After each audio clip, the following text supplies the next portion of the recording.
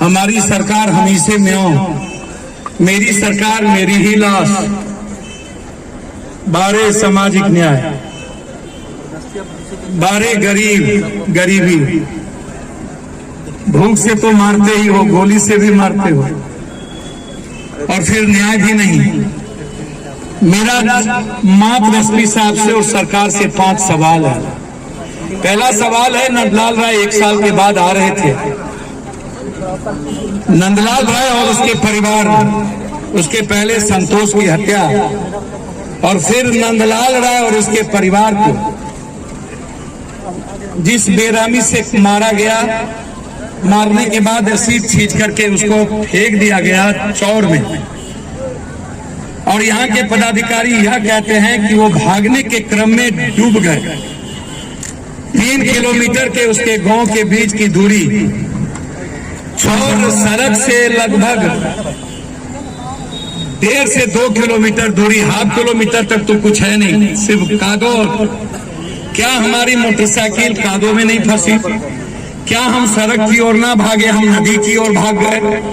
क्या हमारी मोटरसाइकिल भर कमर पानी में चलता रहा और हम भर छाती पानी में डूब गए? क्या हमारे नंदलाल राय के जाने के पहले उस गांव में क्या कोई घटना नहीं घटी थी? या नंदलाल राय के मोटरसाइकिल से घटी, या नंदलाल राय के पहले की घटना किसी गाड़ी से घटी? जब घटना घटी थी तो फिर नंदलाल राय की मोटरसाइकिल भाग कैसे गई? भीड़ होगा, और भागा तो नंदलाल राय, वहां के लोग नंदलाल राय को पानी से निकाले क्यों नहीं, बचाए क्यों नहीं? किसी थाना को खबर क्यों नहीं किया? विपिन राय, उसके बच्चे, उसके गांव को खबर क्यों नहीं किया? और नंदलाल राय का पैसा क्या हुआ जो कमा के आ रहे थे? बैग क्या हुआ? बैग क्यों गिर गया? बैग क्यों इतने दिनों के बाद हमको दी गई? और हमारा लाश 2 दिन के बाद कैसे मिला? जब हमने देख लिया कि डूब के मर गया, गाड़ी नदी में चली गई, तो क्या जिम्मेदारी नहीं बनती थी? मैं आपसे जानना चाहता हूं कि आप पुलिस को खबर करें। यह बात मैंने उसी दिन सिविल सर्जन को कहा था कि पोस्टमार्टम में कोई बदलाव नहीं होनी चाहिए। उन्होंने मुझसे कहा था कि सर 3 दिन के पानी के बाद शरीर सूज जाता है, उसके बाद बहुत सारी चोटें और दाग खत्म हो जाती है।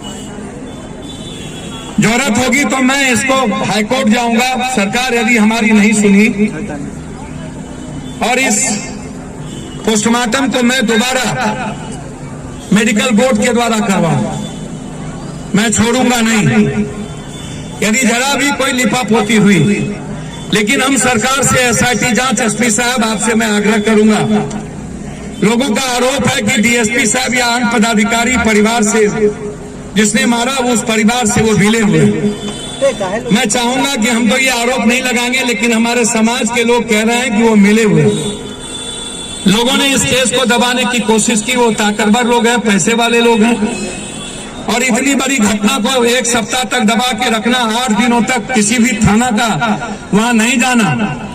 एक तरफ डीलर को, एक पासवान डीलर था नदी के उस पार, उसकी भी हत्या, संतोष पासवान की भी हत्या, लगातार रोसड़ा और समस्तीपुर में murder murder murder murder murder murder, और वो भी गरीब, कमजोर और मजबूर आदमी। इसीलिए हम इस केस को, दोनों तीनों परिवार के केस को न्यायिक जांच के लिए हम चाहेंगे कि मॉनिटरिंग न्याय के तहत हो, इसकी एसआईटी से जांच हो, एसपीडी ट्रायल हो, सरकार या तो परिवार में एक नौकरी या तो 20-20 लाख रुपया दिया जाए, एसपीडी ट्रायल करके फांसी की सजा हो।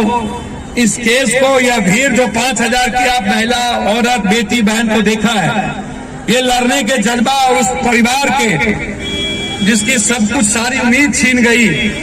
हमारा समाज को इतना कमजोर समझ लिया कुछ गुंडों ने। सबसे ताकतवर समाज, दलित, कमजोर, वंचित, राय, चाहे शर्मा हो, झोला हो, शाह हो, चौधरी हो, नुनिया हो, यादव हो, कहर हो, कुर्मी हो, और हम गुंडे ने हमारे ही समाज पर जुल्म कर दिया, और हम बर्दाश्त कर लेंगे। गुंडा किसी का जाति नहीं होता, कोई धर्म मजहब नहीं होता, गुंडा गुंडा है, माफिया माफिया है। हमारी लड़ाई गुंडों से है, किसी जाति धर्म मजहब से नहीं। इसीलिए हम लोग अपने न्याय के लिए आज यहाँ आए थे।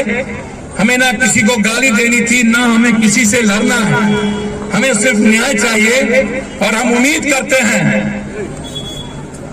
नीतीश बाबू और तेजस्वी बाबू, कब तक हमारे लोगों की लाशें गिरेगी, कब तक मेरे ही समाज के लोग मारे जाएंगे, मेरे ही बेटी किसी बलात्कारियों का शिकार होगा, कब तक हम न्याय से वंचित रहेंगे। हम उम्मीद करते हैं जनता बचेगी तब तो 24 जीतिएगा। पहले हम लोग अपनी जनता को तो बचा लें, पहले हम लोग बिहार के सारे 13 करोड़ लोगों के लिए तो लड़ लें। इसीलिए ये लड़ाई छोटी नहीं है, हम छोटी छोटी बातों की लड़ाई को लड़ते हैं। हम या कोई यह ना समझे कि यह छोटा बात था इसलिए खत्म हो जाएगा। हम यहाँ के MP MLA की तरह मौन नहीं है। हम यहाँ के मंत्री संतरी मुखिया जी की लड़ाई याद होगा, पप्पू यादव अकेला लड़ा था, इसी आगे में रोसड़ा के जस्ट आगे में। हम ना होते तो एक्स MLA गिरफ्तार नहीं होता। हम थे इसीलिए मुखिया के मर्डर में वो MLA